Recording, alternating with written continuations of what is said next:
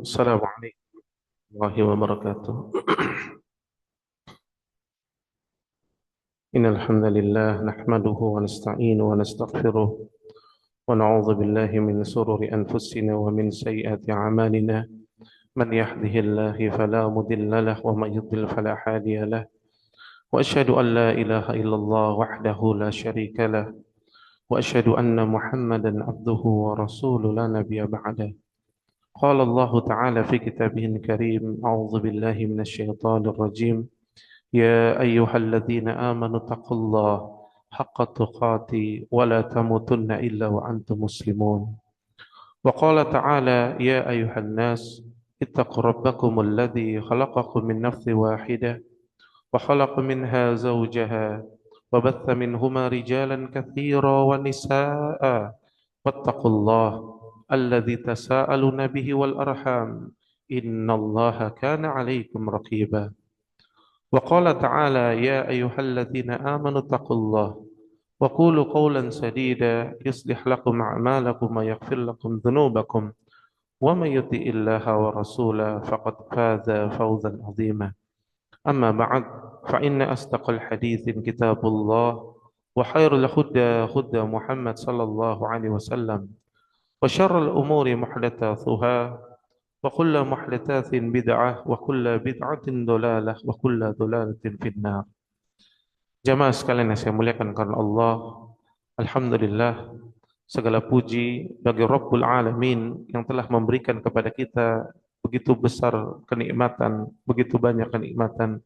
Salah satunya itu nikmat iman, nikmat Islam, dan di atas sunnah Rasulullah sallallahu alaihi wasallam. Dan Allah tabaraka wa taala anugerahkan kepada kita nikmat salat subuh berjamaah. Berjalannya seorang mukmin di kegelapan malam menuju rumah Allah Jalla wa Ala, yang dengan perbuatannya tersebut Allah hendak menyempurnakan cahayanya pada hari kiamat kelak. Karena sungguh kita akan membutuhkan cahaya, wahai saudaraku. Maka hendaknya seorang yang mendapati nikmat tersebut dia bersyukur dan dia memuji Allah tabaraka wa taala. Dan hanya Allah yang pantas untuk dipuji, karena hanya Allah Jalla wa Ala yang maha sempurna, yang telah memberikan banyak kebaikan kepada hamba-hambanya. Dan tentunya kita terus meminta pertolongan kepada Allah tabaraka wa taala, dan terus meminta dan meminta banyak kebaikan, sebagaimana di waktu pagi ya hendaknya kita berdoa sebagaimana yang didoakan, yang dicontohkan oleh Nabi sallallahu alaihi wasallam: Allahumma inni as'aluka ilman nafi'an wa rizqan thayyiban wa amalan mutaqabbalan. Kita minta kepada Allah Jalla wa Ala agar Allah memberikan kita ilmu yang bermanfaat. Dan ilmu yang bermanfaat yakni ilmu yang datang dari Allah dan Rasulnya. Dan ilmu yang bermanfaat itu ilmu yang mendatangkan amal. Bukan sekedar ya menjadi perbendaharaan di otak kita, ya, namun membuahkan sebuah amal. Ya. Dan tentunya ya, kita pun beristighfar kepada Rabbul Alamin. Ya, di waktu pagi ini disyarankan untuk kita beristighfar dengan Sayyidul Istighfar, dan begitu pula dengan istighfar astaghfirullah atau astaghfirullah wa atubu ilaih 100 kali. Ya. Kenapa? Karena sungguh dosa-dosa kita lah yang membuat kita berat untuk menjalankan kebaikan, yang membuat banyak masalah dalam hidup kita. Maka banyak istighfar, ya, minta ampun kepada Allah tabaraka wa taala. Dan kita berlindung kepada Rabbul Alamin dari keburukan diri-diri kita dan keburukan amal-amal kita. Karena sungguh barang siapa yang Allah Jalla wa Ala memberikan petunjuk atasnya, maka tidak ada seorang pun yang dapat menyesatkannya. Ya. Bukankah Asiyah, istri Fir'aun, ya, tidur di samping orang yang paling sombong, tidur di samping orang yang paling jahat. Ya. Namun ketika Allah memberikan petunjuk kepadanya, sekali-kali Fir'aun tidak bisa menyesatkannya. Begitu pula apabila Allah telah menyesatkan seseorang, maka tidak ada seorang pun yang dapat memberikan dia petunjuk. Ya. Bukankah istrinya Nabi Lut alaihissalam tidur seranjang? Ya. Dan bukankah putranya Nabi Nuh alaihissalam yang tiap hari mendapatkan wejangan dari bapaknya, tapi ternyata tidak bisa mendapatkan hidayah. Maka sungguh wahai saudaraku, kita terus meminta pertolongan kepada Allah agar Allah berikan petunjuk kepada kita. Ya. Allah tabaraka wa ta'ala ingatkan kepada kita, wahai orang-orang yang beriman sekalian, bertakwalah kepadanya dengan sesungguh-sungguhnya takwa. Ingat, senantiasa bersungguh-sungguhlah bertakwa kepada Allah. Karena kata Allah Jalla wa'ala, jangan sekali-kali engkau mati kecuali dalam keadaan engkau menyerahkan diri sepenuhnya kepada Rabbul Alamin. Inna salati wa nusuki wa mahyaya wa mamati lillahi Rabbil Alamin. Dan juga yakni Allah tabaraka wa ta'ala mengingatkan kepada kita, wahai manusia sekalian, bertakwalah kepadanya. Yang Allah menciptakan kita dari diri yang satu, Nabi Adam alaihissalam. Lalu dengannya diciptakan pasangannya Hawa, maka dengan jalan itu berkembang biak kita menjadi banyak di antara laki-laki dan perempuan. Maka sekali lagi Allah tabaraka wa ta'ala perintahkan kita untuk bertakwa kepadanya, yang dengan namanya kita saling menyebutnya. Dan Allah perintahkan kita menjaga kekerabatan, menjaga silaturahim, jangan pernah memutusnya. Karena siapa yang memutus, maka Allah akan putus dia. Dan siapa yang menyambungnya, maka Allah akan menyambung. Rahimnya Allah, kasih sayang Allah kepada hambanya. Dan Allah senantiasa mengawasi amal hamba-hambanya. Allah tabaraka wa ta'ala juga ingatkan kepada kita semua, wahai orang-orang yang beriman sekalian, bertakwalah kepadanya. Dengan apa? Dengan ucapan yang benar. Apa itu ucapan yang benar? Ucapan yang dilandasi dengan ilmu. Bukan qala yaqil, bukan katanya, tapi ilmu. Dan ilmu itu qala Allah wa qala Rasul. Maka siapa yang ucapannya benar, maka Allah berjanji, kata Allah, Allah akan perbaiki amal-amalnya. Ya, yang tadinya amalnya bercampur antara yang hak dan yang batil, maka Allah jadikan dia kokoh di atas perkara-perkara yang hak, dan dia akan membenci setiap apa-apa yang batil. Dan Allah tabaraka ta'ala akan ampuni dosa-dosanya. Dan Allah perintahkan kepada kita, taatlah kepada Allah dan taatlah kepada Rasul. Maka ketaatan kepada Allah dan Rasul adalah kebaikan di atas kebaikan. Dan siapa yang mendapati dirinya demikian, sungguh itulah merupakan kemenangan yang sangat besar. Ya. Nabi SAW dalam hadis yang sahih, ya, kata Nabi SAW, sebaik-baik kalam, sebaik-baik perkataan adalah kalamullah, Al-Quran. Maka hendaknya kita semua senantiasa akrab dengan Al-Quran, membaca Al-Quran, tadabbur Al-Quran, dan mengamalkan isi Al-Quran agar menjadi ahli Quran. Dan sebaik-baik petunjuk untuk menjalankan isi Al-Quran adalah sunnah Rasulullah sallallahu alaihi wasallam. Maka pegang erat-erat, bahkan kata Nabi SAW, gigit dengan gigi geraham kalian Al-Quran was sunnah. Siapa yang menggigit keduanya, maka kata Nabi, dipastikan tidak akan pernah tersesat selama-lamanya. Allahu Akbar. Maka pegang erat-erat kedua hal tersebut, wahai saudaraku. Dan seburuk-buruk perkara dalam agama ini adalah perkara yang diada-adakan, tidak datang dari Allah dan Rasulnya. Maka jauhilah perkara yang diada-adakan. Karena siapa yang jatuh kepada perkara yang diada-adakan, maka dia dikhawatirkan akan jatuh kepada perbuatan yang baru dalam agama ini. Dan siapa yang jatuh kepada perbuatan yang baru, niscaya dia akan tersesat, walaupun dipandang indah oleh manusia, walaupun disetujui oleh manusia. Dan siapa yang tersesat, maka tempatnya yakni neraka yang panasnya 70 kali lebih panas daripada api yang ada di dunia ini.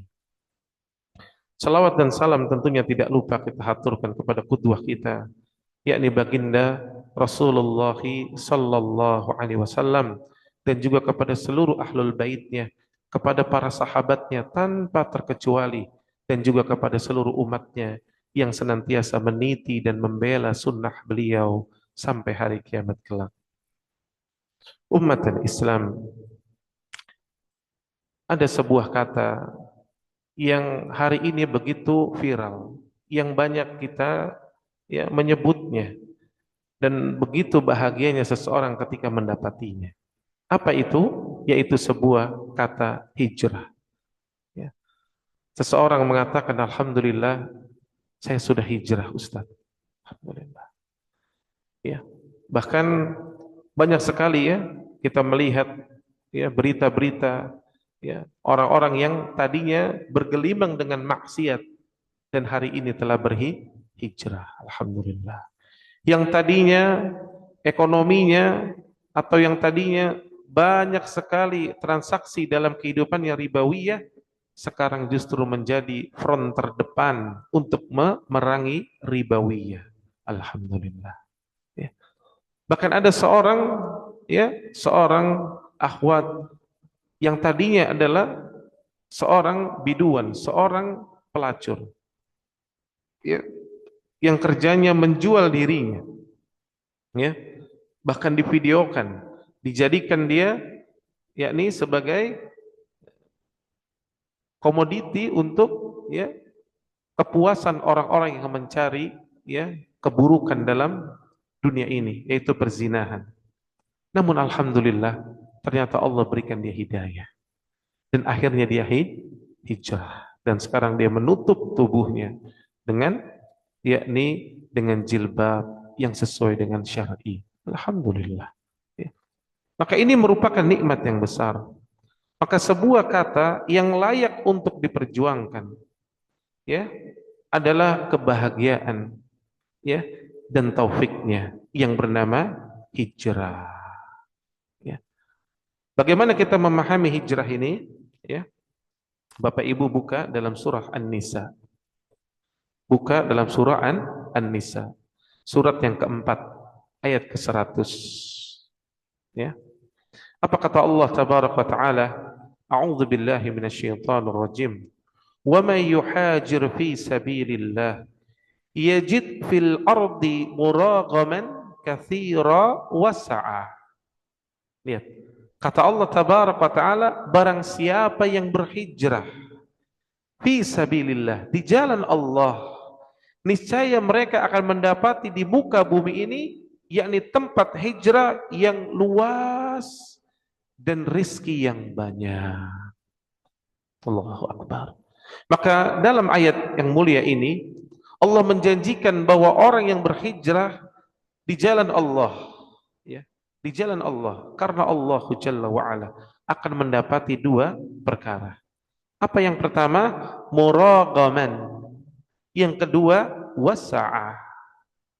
Ya, yang dimaksud dengan muragaman ya, sebagaimana yang dikatakan oleh Al-Imam Ar-Razi ya, rahimallahu taala, beliau mengatakan, yakni barang siapa yang berhijrah di jalan Allah ya, bahkan dia meninggalkan negeri yang tadinya negeri itu dia tidak bisa mengaplikasikan syariat Allah, tidak bisa mengaplikasikan sunnah Rasulullah sallallahu alaihi wasallam, maka setelah itu Allah janjikan, kata Ar-Razi rahimallahu taala, dia akan mendapatkan solusi-solusi dan kebaikan dan kenikmatan yang sangat besar ya.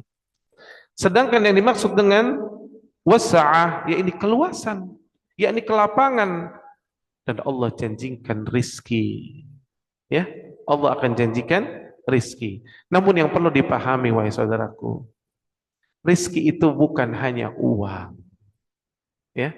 Sebagian kita hanya memandang rizki itu selalu dengan uang. Nah, ya. Rizki itu bukan hanya dengan uang. Seseorang merasakan keamanan, seseorang bisa berzikir di waktu pagi, seseorang salat subuh berjamaah, lalu mendapati 2 rakaat qabla al-fajar. Ya, maka itu kata Allah Jalla wa Ala melalui lisan Nabi-Nya sallallahu alaihi wasallam lebih baik daripada dunia dan seisinya. Allahu Akbar. Saudaraku, kita setiap hari bisa sholat 2 rakaat sebelum sholat subuh. Itu nikmat yang sangat besar. Ya. Bahkan ketika antum dibangunkan oleh Allah Jalla wa Ala, dari mulai pagi, Allah ingin lihat antum bangun. Maka berjalanlah antum menuju kamar mandi. Demi Allah, dari mulai bangunnya antum berzikir kepada Allah, Allah telah menghapuskan dosa-dosa antum. Kalau antum berjalan ke kamar mandi, demi Allah, langkah kaki antum itu mengangkat derajat dan menghapuskan dosa antum. Lalu antum bersuci, sebagian bahkan mandi, dan Allah ingin melihat antum berdiri untuk salat. Dan sejak antum takbir sampai salam, Demi Allah, Allah mengangkat derajat antum dan Allah menghapuskan dosa-dosa antum. Allahu Akbar. Maka ini merupakan nikmat rizki yang sangat besar. Ya. Seorang ketika berada di negeri kafir, ya, maka dia baru merasakan nikmatnya sholat itu, nikmatnya mendengarkan azan. Ya. Pekan lalu, ya, kebetulan saya ada safar ke Cina. Maka di Cina kita tahu kaum muslimin banyak, tapi di sana masjidnya, Bu, azan tidak boleh keluar. Maka azannya hanya ada di dalam masjid. Ya. Kemudian kita mau sholat, ya tidak semudah seperti kita sholat di negeri kita. Ya, maka begitu nikmatnya kita baru merasakan tatkala kita bisa merasakan nikmat sholat subuh berjamaah, nikmat mendengarkan suara azan. Allahu Akbar. Dan betapa banyak orang-orang yang melalaikan azan, melalaikan panggilan azan, melalaikan menjawab azan dan mendatangi sholat di masjid. Demi Allah, seandainya dia mengetahui kebaikan yang banyak itu, tentu mereka akan mendatanginya walaupun mereka merangkak. Ya. Maka inilah, ya, yang dikatakan oleh Abdullah bin Abbas radhiyallahu anhum ketika menafsirkan tadi surah An-Nisa ayat ke-100, ya, yakni muragaman wasa'a, ya. Maka ketika para sahabat Nabi sallallahu alaihi wasallam dahulu hijrah, mereka meninggalkan rumah-rumah mereka, mereka meninggalkan harta benda mereka, mereka meninggalkan perdagangan mereka untuk hijrah fi sabilillah, di jalan Allah, ya. Maka Allah serta-merta Allah menggantinya dan memberikan kepada mereka kunci-kunci. Lihat apa setelah itu, Bu? Menaklukkan Syam. Negeri Syam itu dulu, Palestina itu masuk ke Syam. Itu semua ditaklukkan. Persia takluk, ya. Sampai ke Yaman, ya. Maka yang tadinya mereka meninggalkan sebuah kota, ya, yang ukurannya hanya radiusnya sekian, ya, ribu kilometer, maka Allah ganti dengan ratusan ribu kilometer, ya. Itu baru dunia, belum nanti di akhirat. Maka ada seorang yang hijrah pernah bertanya kepada Ustadz, Anda setelah hijrah kok ekonomi Anda justru turun? Anda katakan jangan bersuudzon kepada Allah Jalla wa'ala. Yang pertama, bahwa ketika antum hijrah, maka sungguh Allah telah mengeluarkan engkau dari kegelapan menuju cahaya terang beneran. Kedua, anggap antum gak dapat apa-apa di dunia. Kan gak dapat apa-apa. Tapi orang yang hijrah dapat surga. Bukankah itu telah cukup? Bukankah surga yang paling rendah derajatnya, kata Nabi SAW, seperti dunia dan ditambah 10 kali lipatnya? Enggak cukup. Apa enggak cukup itu? Sudah cukup. Hanya saja Allah minta kita sabar. Sabar. Ya. Karena sebagian orang menganggap dirinya ketika mendapatkan rizki, wah ini berarti tanda kebaikan baginya. Ya. Lihat sebagian orang, kata Allah dalam Al-Quran, ketika mereka diberikan harta, diberikan rizki, Allah sedang memuliakan mereka, katanya. Ketika dia diambil rizkinya dari sisi masalah harta, maka dia seolah-olah saya sedang dihinakan oleh Allah Tabaraka wa Ta'ala. Ini salah, keliru. Makanya Nabi SAW, rumah beliau 3 bulan berturut-turut nggak nyala kompornya, nggak pernah Nabi mengatakan, ya Rob, kenapa engkau berikan seperti aku seperti ini? Nggak pernah. Karena Nabi SAW tahu bahwa dunia itu hanya sedikit dan hanya sebentar. Mata, ingat, dunia itu mata. Sesuatu yang ketika antum lihat dari kejauhan, oh kayaknya mata air tuh. Ketika antum dekati ternyata bukan. Sebelum kita mendapatinya kita menganggap, wah kayaknya enak tuh dapat itu. Setelah dapat ternyata biasa-biasa saja. Itulah mata. Ya, sebelum berbuka puasa, itu contohnya, itu contoh real. Semua hidangan rasanya pengen kita makan, kan gitu. Pengen kita rasakan. Dan kita merasakan inilah kenikmatan yang luar biasa. Tapi tatkala kita sudah berbuka dengan sebutir kurma, meminum air, lalu kita berdoa, dhahabadh dhama wabtalatil uruq wa thabatul ajru insyaallah. Seketika itu telah cukup ternyata. Oh, dunia kayak gitu aja ternyata. Terus kita masih mau ketipu gitu. Maka hijrah, ya, seseorang yang hijrah kepada Allah Jalla wa'ala, dia Allah persiapkan yang lebih baik nanti ketika di akhirat kelak. Dan akhirat itu sifatnya wal akhiratu khairu wa abqa. Akhirat itu lebih baik dan lebih kekal. Ya. Maka para sahabat Nabi SAW menaklukkan Syam. Ya. Kemudian mereka pun dibukakan pintu-pintu Syan'a, ya, serta ditundukkan untuk mereka berbagai kerajaan sampai meruntuhkan kerajaan kaisar dari Kisra. Allahu Akbar, ya. Begitulah orang-orang yang berhijrah. Al-Imam Ar-Razi rahimallahu taala menjelaskan kembali, kata beliau, maka kesimpulan, ya, dari tafsir ayat yang mulia ini, beliau mengatakan wal hasil, kata beliau, seakan-akan dikatakan wahai manusia, jika engkau membenci hijrah dan engkau takut mendapatkan kesusahan dan ujian dalam perjalananmu hijrah, maka kata beliau, jangan takut. Wala takhafu. Jangan sekali-kali engkau takut, karena sesungguhnya Allah Ta'ala akan memberikanmu berbagai nikmat yang agung dan pahala yang besar dalam hijrahmu. Ya. Maka kata Nabi SAW dalam hadis riwayat Ahmad, innaka lan tada'a syai'an lillah azza wa jalla illa baddalaka Allahu bih ma huwa khairul laka min. Lihat kata Nabi SAW, sesungguhnya jika engkau meninggalkan sesuatu karena Allah, maka inilah hijrah, meninggalkan sesuatu karena Allah. Niscaya Allah akan memberikan ganti kepadamu yang jauh lebih baik. Pasti lebih baik. Mau diketahui hikmahnya hari ini atau nanti ketika di akhirat. Ya. Maka hijrah, ya, kita harus memahami makna hijrah, yakni at-tarku. Makna hijrah apa? At-tarku. Apa at-tarku? Meninggalkan. Al-bu'du artinya jauh. Ya, menjauh. Ya, ini secara bahasa. Adapun secara istilah, yakni meninggalkan apa yang Allah haramkan.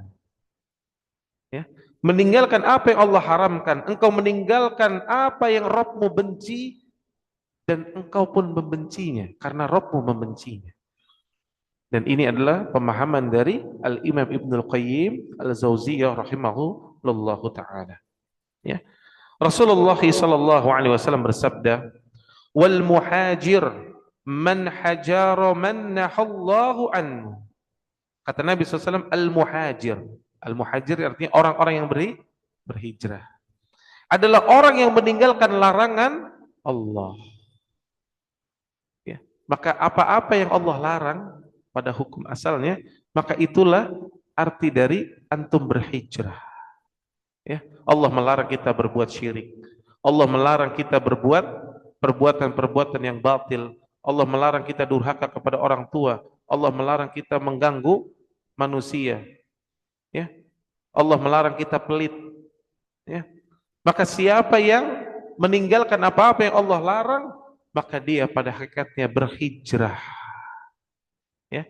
Walaupun nanti hijrah yang besar sebagaimana hijrahnya para sahabat, sebagaimana hijrahnya Rasulullah SAW, meninggalkan sebuah negeri yang tidak bisa mengaplikasikan nilai-nilai Islam menuju negeri yang bisa kita beribadah, mengaplikasikan nilai-nilai Islam. Maka ala kulli hal, Bu, saya ingatkan ya, bahwa jangan sampai ada seorang justru pindah ke negeri kafir. Nah, ini ya, sebagian kaum muslimin ya tercuci otaknya ya, sampai akhirnya anaknya ya dikirim disekolahkan ke negeri-negeri. Ini keliru, Pak. Ya, keliru. Ya, jangan tukar akhirat dengan dunia. Ya. Kalau kita pun harus pergi ke sana, maka itu karena fil hajat yang sangat penting dan tidak mungkin untuk ditinggalkan, dan niat kita di situ pun satu, bahwa kita berjalan di atas kebaikan, dan kata para ulama harus tetap bisa beribadah. Kalau tidak bisa beribadah sama sekali, maka tidak boleh datang ke negeri itu, nggak boleh. Jadi kalau misalkan ada satu negeri, kalau kita ke sana dilarang sholat misalkan, maka nggak boleh datang ke situ sama sekali. Ya, maka kita jangan membiasakan diri datang ke negeri-negeri kafir. Yang mau jalan-jalan punya fulus, kemana jalan-jalannya Bu? Rihlahlah ke Masjidil Haram, wa Masjid Nabawi, ya. Nanti kalau kondisi sudah baik bisa ke Masjidil Aqsa. Ketiga tempat itu yang direkomendasikan. Ya. Ngapain jalan-jalan ke negeri Eropa? Ngapain ke Amerika? Kebayang nggak ibu tiba-tiba mati di Amerika? Ayo, mau gimana? Ya, maka jangan. Hendaknya kita ya ke negeri-negeri kaum muslimin. Apalagi bisa mati di Mekah atau di Madinah. Allahu Akbar. Ya, kita berdoa kepada Allah agar Allah wafatkan kita di Madinah. Ya, dikuburkan di Baqi bersama syuhada Uhud, ya, dan para orang-orang yang beriman terdahulu. Baik. Hijrah kata para ulama, Bapak Ibu sekalian, ada hijrah bil jasadi. Hijrah bil jasadi. Maksudnya hijrahnya dari sisi yang bersifat jasad. Sebagaimana yang dikatakan oleh Al-Imam Ar-Raghib, ya, rahimallahu taala, yakni keluar dari negeri kafir kepada negeri beriman. Sebagaimana para sahabat pun berhijrah dari Makkah ke Madinah. Dari Makkah pernah ke Ethiopia. Ya. Karena hijrah di kaum muslimin itu ada dua kali itu. Ya. Hijrah yang pertama pada saat itu mereka pergi ke Ethiopia. Ya. Kemudian setelah itu hijrah yang paling besar pergi ke Madinah. Ya. Maka hijrah bil jasadi adalah awal. Ya. Ini baik. Sebagaimana orang tadi Pak, seorang wanita hijrah dengan jilbabnya. Yang tadinya ya nggak pakai hijab lalu berhijab. Alhamdulillah. Ya, bapak-bapak ya hijrah dengan pakaian yang tadinya pakaiannya ketat-ketat berubah menjadi pakai baju koko, pakai baju yang lebih longgar, ya. Ya, hijrah ya berusaha mengaplikasikan sunnah Nabi SAW, misalkan mulai memelihara janggut, ya. Maka ini adalah sunnah Nabi Sallallahu Alaihi Wasallam. Bagus. Ini hijrah bil jasadi. Tapi ingat, jangan berhenti di anak tangga tersebut. Sebagian orang ketika cerita tentang hijrah, alhamdulillah saya sudah pakai hijab Ustaz. Bagus. Tapi ingat, itu bukan ya secara utuh dari masalah berhijrah. Sebagian orang ketika telah menutup hijab seolah-olah seperti sudah selesai. Oh, sudah, anak sudah Islam sekarang, aman. Ya, tidak demikian. Itu baru anak tangga pertama. Anak tangga berikutnya yakni hijrah bi qalbi. Hijrah dengan hatinya. Allahu Akbar. Maka tidak hanya jasadnya yang hijrah. Ya. Tidak hanya jasad yang hijrah, tapi yang hijrah juga hatinya. Hatinya hijrah. Ya. Maka hijrah untuk mendapatkan ridha Allah, yakni ikhlas, cintanya, takutnya, tawakalnya, harapnya, dia hijrah dari makhluk kepada Allah. Sebagian orang hari ini beribadah, ada yang belum berhijrah, dia belum ikhlas. Kenapa? Ketika ibadah dikit-dikit dunia. Kenapa Pak sholat duha? Iya biar rizkinya lancar, dapat habis ini mau tanda tangan proyek Ustaz. Oh, iya. Banyak ya? Banyak. Ibu-ibu ada yang saum. Saum apa Bu? Saum nih anak saya lagi ujian biar lulus. Insya Allah. Ya, maka jangan. Beribadahlah kepada Rabbul Alamin. Orang yang hijrah dia ikhlas, mengharapkan wajah Allahu Jalla wa'ala. Tidak mengkaitkan dengan perkara dunia. Ya. Karena dia tahu dunia itu apapun yang menimpanya, apapun yang datang dan pergi, itu hanyalah ujian. Ingat, itu hanyalah ujian. Dan orang-orang soleh sebelum kita pun telah diberikan ujian, bahkan lebih berat daripada kita. Jadi nggak usah nanya. Ada orang berkata, Ustadz saya sudah sholat rajin, saya sudah saum, sudah ini, tapi anak saya ini susah diatur. Anda bilang, antum sama Nabi Nuh mana lebih soleh? Gitu aja. Ustadz, Anda punya orang tua nih susah banget dikasih tahu gini-gini. Antum sama Khalilullah Ibrahim alaihissalam mana lebih soleh? Ibrahim kan lebih soleh kan? Ya udah, ujian itu pasti datang. Ustadz saya sudah susah sekali, miskin hidup saya ya Ustadz, nggak ada apa-apanya. Kompor nggak nyala berapa lama? Ya baru 3 hari sih Ustadz. Rasulullah SAW 3 bulan. Mana lebih alim antum sama Nabi SAW? Ya sudah. Ya, maka ikhlas beribadah mengharapkan wajah Allah Jalla wa'ala. Cinta bu, cinta hijrahlah dari cinta kepada makhluk yang berlebih-lebihan, maksudnya cinta kepada anak, kepada istri wajar boleh, yang sifatnya tabaiyah wajar. Tapi cinta yang artinya meletakkan penghinaan diri itu hanya boleh diberikan kepada Allah. Apa buktinya cinta yang penghinaan diri? Contohnya, orang ada yang cinta kepada istrinya, kepada anaknya, saking cintanya menghalalkan apa yang Allah haramkan. Ada urusan sama anaknya, ngobrol, main, azan berkumandang. Bukannya datang ke masjid, tetap ngobrol sama anak, main sama anak. Harusnya gimana? So, datangi masjid. Maka yang seperti itu berarti cintanya, dia lebih cinta kepada makhluk. Padahal kata Allah tabaraka wa ta'ala, kata Allah apa? Walladzina amanu asyiddahu balillah. Dan orang-orang beriman itu kecintaannya kepada Allah asyiddah, sangat kuat, sangat luar biasa, ya, sangat dalam, ya. Maka cinta kita hijrah. Takut pun begitu, takut yang menghinakan diri, takut sekali sama pimpinan di perusahaan.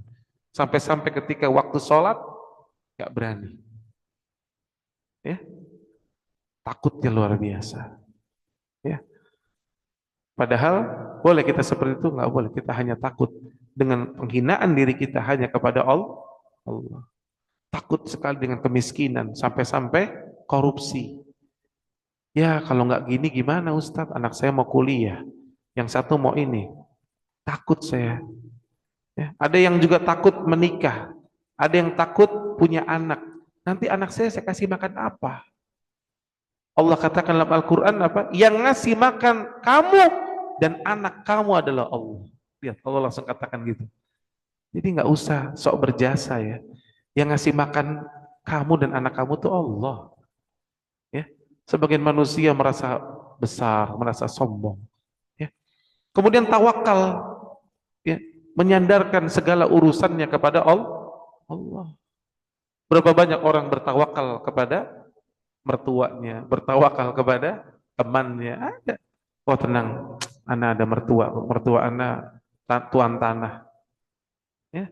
Ada yang bertawakal kepada bosnya, nggak boleh. Orang-orang beriman bertawakal hanya kepada Allah. Ya.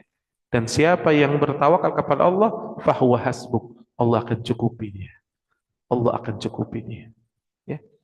Kemudian harapnya tadi, ya harapannya, roja, dia senantiasa berharap untuk melihat wajah Allah. Dia senantiasa berharap perjumpaannya dengan Allah dengan sebaik-baik perjumpaan. Allahu Akbar. Inilah orang yang hijrah. Maka hijrah di qalbi, hijrah hatinya merupakan esensi justru dari hijrah. Dan itu berat dan sungguh berat. Kenapa? Karena hati itu adalah tempatnya takwa. Hati itu tempatnya takwa. Dan itulah pakaian terbaik. Ya. Jadi pakaian terbaik ternyata apa? Takwa. Ya. Antum bisa buka dalam Al-Quran, dalam surah Al-A'raf. Coba buka. Surat ke-7 ayat ke-26. Kata Allah, Ya bani Adam qad anzalna alaikum libasha libasyan yuwadri sawatikum warisha wa libasut taqwa dzalika khair. Lihat.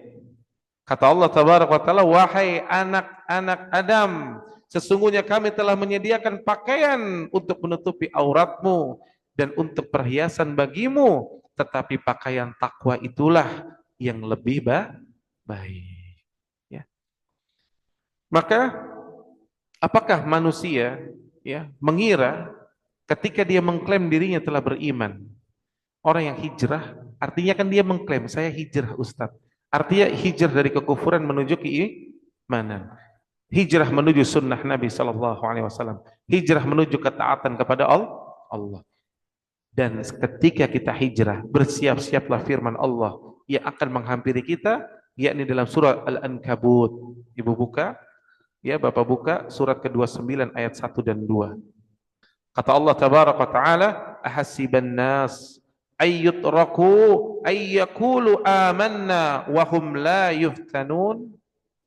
Ya, apakah manusia mengira ketika mereka dibiarkan, ya, mereka mengatakan kami telah beriman, kami telah hijrah nih, ya, lalu mereka nggak diuji? Oh enggak. Detik itu, ketika antum mengatakan, mengklaim bahwa antum telah hijrah, antum beriman kepada Allah Tabaraka Ta'ala, maka Allah pasti akan berikan ujian. Kenapa? Walaqad fatanna alladhina min qablihim falaya'lamanna Allahu alladhina sadaqu walaya'lamanna al-kadhibin. Kata Allah, dan sungguh kami telah menguji orang-orang sebelum mereka, maka pasti Allah pun akan mengetahui orang-orang yang benar imannya, hijrahnya benar nggak nih? Ya, dan pasti akan mengetahui juga orang-orang yang dusta, yang pura-pura hijrah. Ya, maka tatkala kita hijrah tadi, Allah akan uji. Maka jangan kaget. Dan ingat wahai saudaraku, cincin emas yang indah, ya. Antum tahu itu awalnya gimana? Itu awalnya ketika ditambang, itu bentuknya belum gak karuan, masih banyak muatan-muatan mineral lainnya, lalu dipanaskan dengan suhu yang sangat luar biasa, ditempa, dibentuk, dikeluarkan kotoran-kotorannya, mineral-mineralnya, sampailah menjadi cincin yang indah. Begitulah proses orang-orang beriman. Ya. Apakah manusia mengira dia ketika mengatakan saya beriman atau saya telah hijrah lalu dibiarkan begitu saja? Lah, Allah akan timpakan tuh ujian dari anaknya, dari tetangganya, dari hartanya, ditimpakan fitnah ujian untuk mengetahui mana iman yang benar, mana hijrah yang benar, dan mana yang pura-pura. Ya.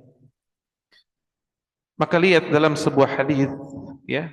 Dan hadis ini hadis yang azim, yang sangat agung. Bahkan para ulama mengagungkan hadis ini dan juga dimuat dalam Riyadhus Shalihin hadis yang pertama. Dalam Arba'in Nawawiyah hadis yang pertama. Al-Umar, ya, radhiyallahu anhum, ya. Dari Umar radhiyallahu anhum, ya, Rasulullah sallallahu alaihi wasallam bersabda, "Innamal a'malu binniyat." Ya. Nabi sallallahu alaihi wasallam mengatakan, sungguh amal itu semuanya tergantung dari niatnya. Dan Nabi SAW mengatakan, dan seseorang hanya akan mendapati sesuai dengan niatnya. Dia nggak bisa. Hari ini Pak, orang bisa bohong, tapi Allah akan perlihatkan aslinya di akhirnya.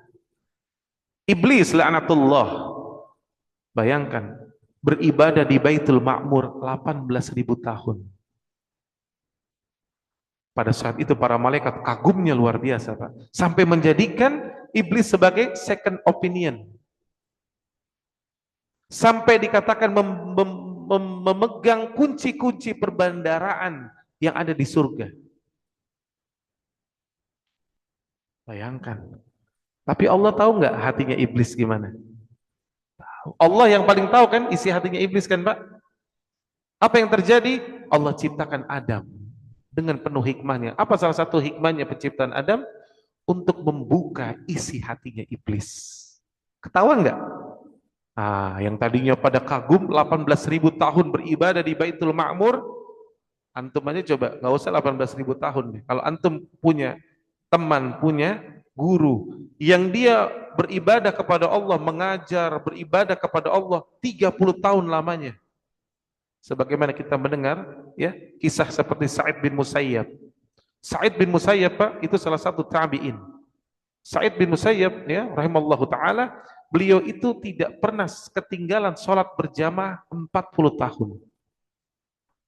Kagum nggak antum pasti? Kagum kan? Kita udah tahu sholat berjamaah itu nggak mudah jaganya. 40 tahun Pak, nggak pernah ketinggalan sholat berjamaah. Dan 30 tahunnya sudah ada di masjid sebelum azan berkumandang. Itu Sa'id bin Musayyab. Ajib. Gimana iblis? 18.000 tahun, akhi. Tentu kita pasti akan kagum. Tapi Allah tahu isi hatinya. Hatinya iblis itu penuh kiber, kesombongan. Maka akhirnya apa yang terjadi? Allah ciptakan Adam alaihissalam, ketahuan deh aslinya iblis. Dan Allah sengaja menguji dengan perintah sujud, sujud tahiyat, sujud penghormatan. Bukan sujud penyembahan loh, sujud penghormatan. Dan seluruh malaikat sujud, kata Allah, illa iblis, kecuali iblis. Iblis aba wastakbar wa kana minal kafirin. Iblis enggan dan iblis sombong, dan kata Allah, sungguh dia termasuk orang-orang kafir. Selesai 18.000 tahun, Pak. Begitu pula, ingat, innamal a'malu binniyat. Hati-hati, Pak. Allah akan pertontonkan kita siapa kita sebenarnya nanti. Ya. Maka berhati-hati dengan ya, niat kita. Dan niat ini azim, luar biasa. Yang saya sering katakan, ini air putih, Ibu ya. Ibu minum sekedar meminum, yang nggak dapat apa-apa. Tapi ketika ibu minum bismillah, lalu ibu niatkan agar kuat berdiri nanti sholat, maka setiap tetesan air ini jadi pahala, Bu. Allah Akbar. Bayangkan perbedaannya niat itu dengan tidak. Ya, Bapak makan sekedar makan ya udah, tapi makan dengan niat itu beda. Bapak diajak makan sama teman, yuk makan yuk ke sana yuk, sarapan bareng misalkan. Bapak diajak nih habis ini, Pak sarapan yuk Pondok Selera gitu. Pondok apa? Lupa saya. Oh, pondok sarapan pagi. Terus Bapak niatnya menyenangkan hati teman Bapak. Ya kan? Dia sudah ngajak. Dan kata Nabi SAW, siapa yang mengundang, hendaknya dia penuhi undangan saudaranya selama nggak ada uzur. Maka dia penuhi undangan saudaranya untuk menyenangi hati saudaranya. Demi Allah, itu ibadah. Itu pahala. Ya. Kenapa? Karena ada niat. Niat itu. Ya.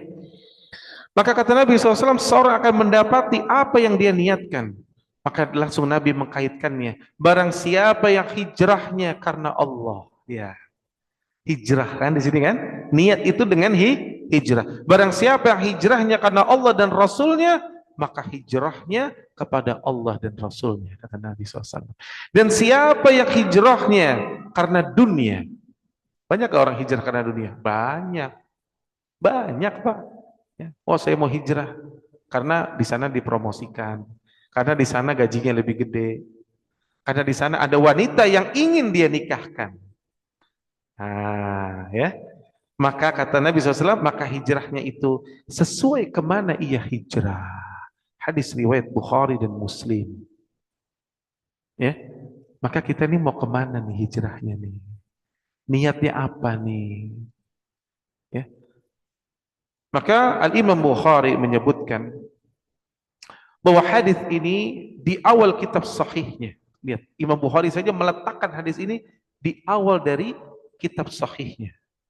Dan sebagai mukaddimah kitabnya, maka di sana tersirat bahwa setiap amal yang tidak diniatkan karena mengharapkan wajah Allah tabaraka taala, maka akan sia-sia. Seolah-olah ya Imam Bukhari ingin mengatakan, ya Rabb, aku nulis kitab ini Sahih Bukhari karena Engkau ya Rabb. Maka aku letakkan tuh hadis pertama, innamal a'malu binniyat, agar menasehati kepada aku nulis kitab ini, melanjutkan nanti bab-bab selanjutnya mau apa? Mau cari apa? Mau cari ketenaran? Bapak Ibu perlu ketahui ya, Imam Bukhari Pak, itu di dalam hidupnya dimusuhi banyak sekali Pak. Karena membela kebenaran. Karena Imam Bukhari yakni nasirus sunnah, pembela sunnah, menulis kitab Sahih Bukhari. Apa dampaknya? Banyak orang nggak suka. Kita hari ini pun sama. Coba kita dakwahkan yang sahih. Kita kadang-kadang dakwahkan yang sesuai sunnah Nabi SAW. Sebagian manusia mengatakan apa? Ente terlalu keras. Ente memecah belah umat. Itu biasa. Imam Bukhari itu sampai akhir hidupnya, tahu nggak muridnya yang duduk di majelisnya? Hanya Imam Muslim. Yang lainnya mentahdzir beliau. Tapi apa yang terjadi sepeninggalan beliau? Allah bersihkan namanya dan kitab Sahih Bukhari akhirnya menjadi kitab tersahih setelah Al-Quran. Allahu Akbar. Allah yang membersihkan beliau. Betul nggak?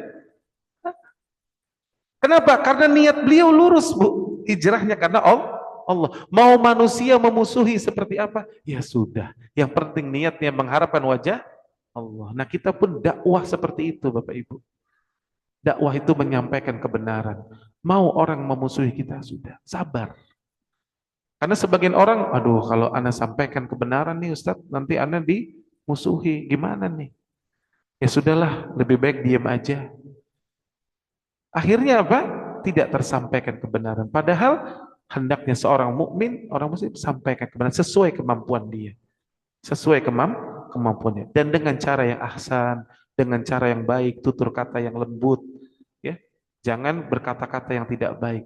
Sampaikan yang baik. Dan doakan agar orang-orang mendapatkan hidayah. Ya.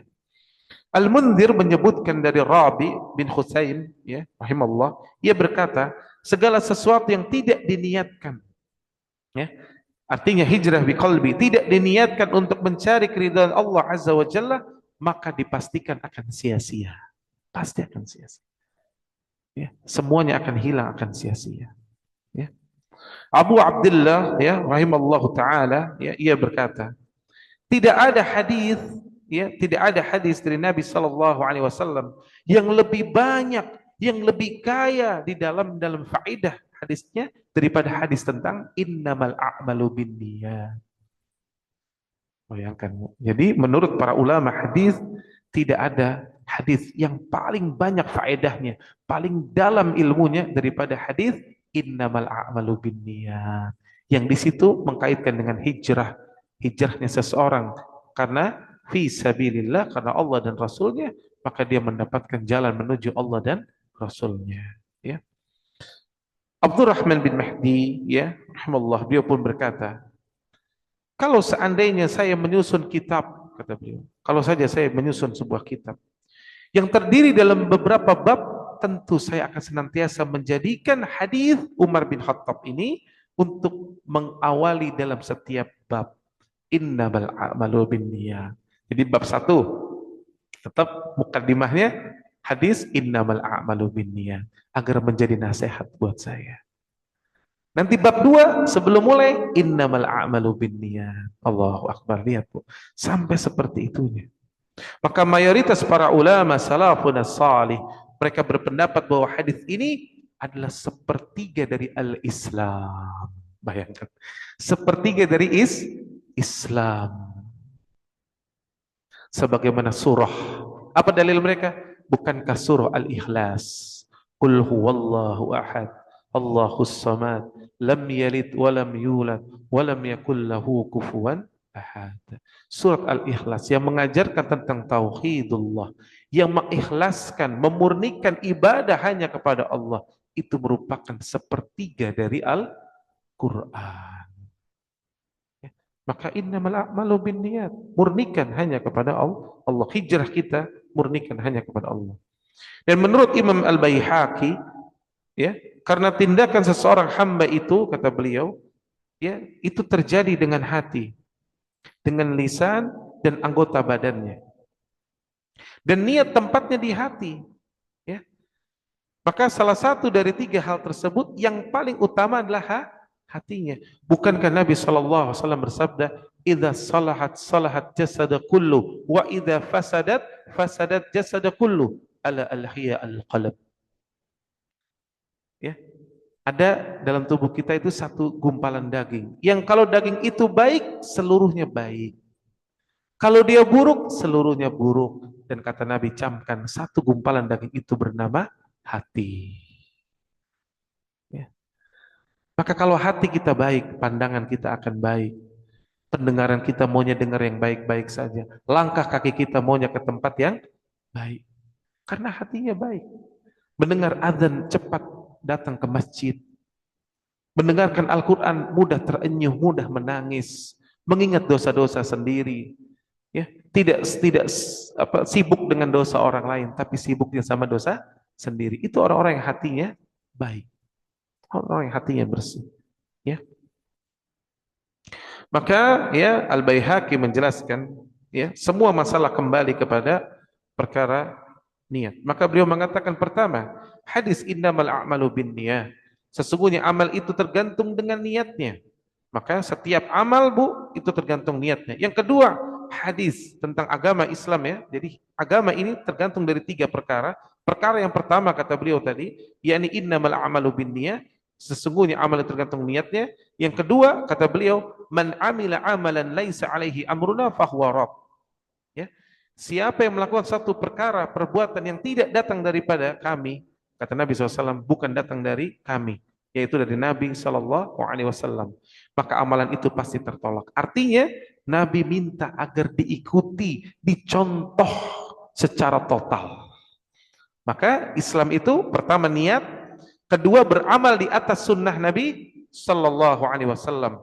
Kemudian yang ketiga kata beliau yaitu hadis al-halalul bayyin wa haramul bayyin, yaitu yang halal itu jelas dan yang haram itu jelas, menandakan bahwa Islam itu semuanya jelas, tidak boleh bayang-bayang, apapun itu halal haram telah jelas. Dan Nabi telah menjelaskan semuanya. Ma baqiya syai'un yuqarribu ilal jannah wa yub'idu minan nar illa waqad buyina lakum. Tidak tersisa kata Nabi SAW. Apa-apa yang mendekatkan kalian kepada surga dan apa-apa yang menjauhkan kalian dari neraka kecuali telah aku sampaikan. Al-halalul bayyin wa haramul bayyin. Ya. Maka agama itu dinilai dari tiga tersebut. Namun kata beliau, yang paling penting, yang paling nomor satu, innamal a'malu binniyat. Niat ini. Karena dengan niat seseorang akan mencari bagaimana ibadah yang sesuai sunnah Nabi SAW. Karena dengan niat seseorang akan mau untuk mendengarkan apa yang halal dan apa yang haram. Kalau niatnya sudah salah, maka ke bawahnya pun nanti akan salah. Ya. Berapa banyak orang tahu ini halal, ini haram, tapi karena niatnya memang sudah salah, dihantam nggak yang halal haram? Dihantam. Akhirnya H3 Bu katanya. Apa H3? Halal haram hantam. Nah ini nggak boleh nih. Orang mukmin hanya mengambil yang halal dan meninggalkan setiap yang haram. Ya. Baik. Ya. Kemudian Rasulullah SAW ya memberikan sebuah perumpamaan terhadap kaidah tentang hijrah, ya. Yakni hijrah itu ya, yakni hijrahnya seseorang fa hijratuhul ilallah wa rasulih. Ya, maka hijrahnya seseorang itu hendaknya kepada Allah dan Rasulnya. Jadi jangan sampai dia mengaitkan hijrahnya itu hanya dengan perkara dunia. Maka inilah kaidah yang sangat penting agar kita betul-betul bisa selamat di dunia dan di akhirat, ya. Baik, mungkin ini yang bisa ya Anda sampaikan ya terkait dengan hijrah. Ya, mudah-mudahan Allah Tabaraka wa taala mengokohkan kita di atas Islam dan kita hijrah ya dari perbuatan-perbuatan yang Allah benci, ya, yang Allah larang, yang Allah haramkan kepada sesuatu yang Allah cintai, Allah ridhoi. Dan Allah wafatkan kita di atas al-Islam, di atas kalimat la ilaha illallah. Ya. Baik, ada pertanyaan mungkin satu atau dua? Ya, Maaf, Pak Ustadz. Maaf. langganan nih, Masya Allah. Ya, silakan Pak. Ya, ya nggak apa-apa. Saya senang. Saya takut sama Pak Ustadz. Siapa yang membuat Pak Ustadz ini? Saya dari tadi berpikir. Karena dulu di kampung saya, maaf, di Padang sana, lagi kecil saya diajarin mau jadi insinyur, maling komputer, organisasi hukum. Nah sekarang saya baru ketemu dengan Pak Ustadz yang membimbing Pak Ustadz berhasil. Tapi dari tadi Baik, ya. siapa yang membuat Pak Ustadz? Ya. Pak, ya yang pertama apa yang Bapak katakan itu tidaklah benar, ya. Tidaklah benar karena saya penuh dengan kekurangan, penuh dengan kefakiran, penuh dengan banyak sekali kekurangan yang saya miliki. Ya, adapun apapun yang Allah berikan kenikmatan kepada kita, maka kita ucapkan hadza min fadli rabbi, dan semua keutamaan itu datangnya dari Rabb kita. Ya. Maka insya Allah mudah-mudahan Allah memberkahi Bapak dan Allah wafatkan Bapak di atas Islam, Allah hidupkan Bapak di Islam dan dikumpulkan bersama orang-orang soleh, ya. Adapun saya punya kekurangan Pak, ya. Maka ambillah dari Nabi SAW, ya, dan jangan melihat dari diri seseorang karena saya penuh kekurangan dan saya nggak tahu saya wafat di atas apa. Namun saya berharap Allah wafatkan saya di atas Islam dan Allah matikan saya di atas Islam, ya, dan Allah kumpulkan kita semua di surga Firdaus, ya. Amin. Baik. Pak Ustadz, saya kan kurang tahu Pak Ustadz. Sekarang ini banyak ajaran kan jadi dokter, jadi insinyur, jenderal. Nggak ada jalan yang Profesi saya seorang pedagang. Saya berdagang, Pak. Ya, jadi saya katakan bahwa Ustadz bukanlah profesi. Semua orang saya bisa berdakwah Allah berikan, maka saya berdakwah sesuai kemampuan. Tapi saya berdagang. Ya, sebagaimana para sahabat Nabi SAW berdagang. Maka jangan jadikan dakwah sebagai ma'isyah. Ya, nggak boleh orang cari fulus, cari kehidupan untuk dengan ya berdakwah. Tidak. Dakwah itu kewajiban. Siapa yang Allah berikan ilmu atasnya, maka hendaknya dia berdakwah sesuai kemampuan. Tapi untuk kehidupan dia berdagang. Dia bisa berjualan dan saya berdagang alhamdulillah. Maka tadi saya ceritakan saya sampai pergi cari barang karena di sini di sana, ya, dengan pertolongan Allah alhamdulillah, ya. Jadi nggak masalah. Jadi dokter yang soleh. Jadi insinyur yang soleh, nggak ada masalah. Dan jadi dokter nggak harus jadi dokter terus. Dia pun bisa berdakwah kalau dia memiliki ilmu, ya. Maka belajar. Insya Allah siapa yang belajar maka dia ya bisa diberikan kebaikan oleh Allah. memang betul Pak Ustadz. Ibu Taskiro, karangan Imam Samsudin Hmm. Al-Qurtubi. Saya baca ulama yang memperdagangkan ilmunya katanya tempatnya di neraka yang jadi Pak Ustadz kalau wajar berdagang saya Iya, iya, baik, ya Bapak. Pak, saya mau tanya, Assalamualaikum Pak. warahmatullahi wabarakatuh. Oh, Ibu dulu Pak. Ternyata ladies first Pak. Ya, Assalamualaikum warahmatullahi wabarakatuh. Waalaikumsalam. Itu Pak Ustadz mengenai baca Al-Ikhlas. Tadi Pak Ustadz mengatakan 1 kali sama juga sepertiga dari Al-Quran. Yang saya sering dengar kan 3 kali itu ya, kalau mau tidur dan sebagainya. 3 kali sama juga membaca Quran secara penuh gitu. Itu baru dengar ya Pak Ustadz kalau sepertiga. Itu yang 1 kali membaca Al-Ikhlas. Kalau Baik, Allah ya, bagus, ya. itu. Jadi gini Bu, Makasih. jadi bagus sekali ya. Cuman kita memahami tentang makna dari membaca surah Al-Ikhlas bagian dari sepertiga dari Al-Quran. Maksudnya adalah kebaikan, dan Al-Quran ini isinya adalah sepertiga dari Al-Quran itu adalah tauhid. Mengajarkan keimanan, mengajarkan mengikhlaskan ibadah hanya kepada Allah. Maka Allah merangkumnya dalam sebuah surah, namanya surah Al-Ikhlas. Maka siapa yang memahami dari intisari surah Al-Ikhlas, itu kalau dia breakdown, maka dia mendapati sepertiga dari isi Al-Quran yang menjelaskan tentang memurnikan ibadah hanya kepada Allah. Itu maksudnya. Tapi jangan sampai dipahami, wah cukup kita baca Al-Ikhlas 3 kali, berarti sudah hatam. Bedakan hatam Al-Quran Bu, dengan mendapatkan kebaikan dalam sepertiga Al-Quran, ya. Jadi bedakan. Jadi kalau kita membaca surah Al-Ikhlas, maka kita seolah-olah mendapatkan kebaikan dari sepertiga Al-Quran. Dan itu pahalanya besar. Seorang sahabat pernah sholat, bacanya surah Al-Ikhlas saja. Sampai akhirnya dia diadukan oleh Nabi SAW. Lalu Nabi panggil, kenapa engkau membaca surah Al-Ikhlas? Gak pernah ganti-ganti. Kata beliau, karena aku mencintai surah Al-Ikhlas. Maka dengan itu, kata Nabi SAW, maka Allah akan mencintaimu.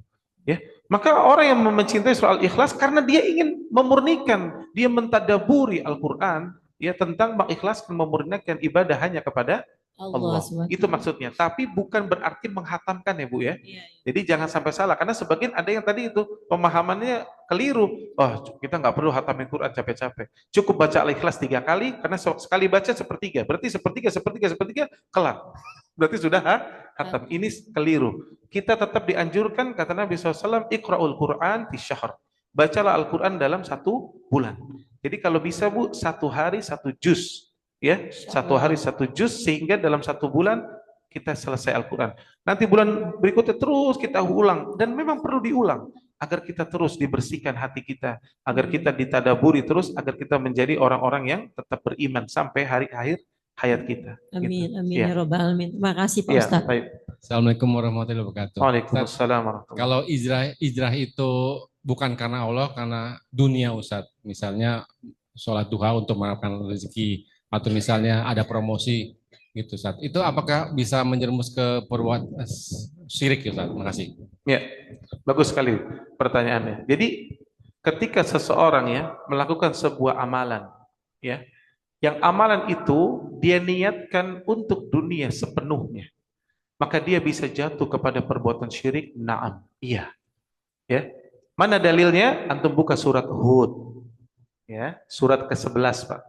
Nanti antum buka di rumah ya, karena nanti tafsirnya kalau bisa antum buka, antum baca. Surat Hud surat 11 ayat 15 dan 16. Ya, yang intinya kata Allah Tabaraka Taala, siapa yang beramal ya untuk dunia, niatnya dunia, maka Allah akan penuhi seluruhnya. Seluruhnya Pak, nggak ada yang tersisa. Seluruh niatnya dunia Allah penuhi. Dan mereka kata Allah tidak mendapati apa-apa di akhirat kelak kecuali an-nar, kecuali neraka. Berarti artinya apa? Berarti artinya kesyirikan. Karena Allah langsung ancam dengan neraka. Maka siapa yang amalnya diniatkan totalitas untuk dunia, maka dia bisa jatuh kepada neraka. Begitu pula tadi saya kata contoh seorang yang pendakwah. Dia berdakwah ternyata niatnya apa? Niatnya cari duit. Niatnya cari popularitas. Dia dapat nggak? Mungkin dia akan dapat. Allah berikan semuanya itu. Tapi nanti di akhirat dia nggak dapat apa-apa. Bukankah yang pertama kali menggunting pita neraka dalam hadis yang sahih orang alim, qari, kita pernah bahas kan? Ketika datang kepada Allah, lalu ditanya sama Allah, wahai hambaku, apa yang telah engkau lakukan dengan nikmat-nikmat yang aku berikan ini? Nikmat dia bisa mengajar, dia alim, dia bisa baca Quran, bahkan dia kalau baca Quran menangis, meneteskan air mata manusia. Maka dia katakan, untukmu ya Rabb. Apa kata Allah? Kadzabta, engkau dusta. Engkau melakukan itu agar engkau dikatakan alim, agar engkau dikatakan qari. Waqad qil, dan engkau mendapati semua itu sempurna. Lalu kata Allah, dipanggil malaikatnya, seret dia, masukkan ke dalam neraka. Itu menandakan niatnya karena dunia. Makanya Pak, nggak boleh. Ada orang contohnya hajian, kata para ulama, dia haji ingin berdagang niatnya. Kalau niatnya hajinya karena Allah dan karena berdagang, itu pun sama nih, sama kuatnya, maka berguguranlah keduanya, kata para ulama. Kalau niatnya hanya karena dagang, jelas berarti dia telah melakukan dari salah satu cabang kesyirikan yang akhirnya dia nggak dapat apa-apa ya dari hajinya, nggak dapat pahala apa-apa. Tapi siapa yang niatnya karena haji, betul-betul haji, tapi diiringi dia ada sedikit berdagang, tapi niatnya betul-betul ingin haji, tapi di situ memang dia bawa dagangan sedikit. Tapi ketika dia wukuf di Arafah, dia betul-betul berdoa, dia tutup dulu dagangannya, kan seperti itu harusnya kan? Nah, ketika waktu-waktu haji dia berhenti dulu, selesai baru dia berdagang kepada para jamaah. Maka yang seperti itu, maka dia tetap mendapatkan pahala haji. Gitu Bu. Ya, maka hati-hati ya. Jangan sampai kita melakukan suatu amal niat kita karena dunia. Karena dunia ini sangat kecil, dunia ini hanya sebentar, sangat rugi. Maka pikirkan tentang perkara akhirat, niatkan hidup kita untuk akhirat, karena akhirat itu wal akhiratu khairu wa abqa. Baik, saya rasa cukup karena sudah siang. Subhanakallahumma bihamdika asyhadu an la ilaha illa anta astaghfiruka wa atubu ilaik.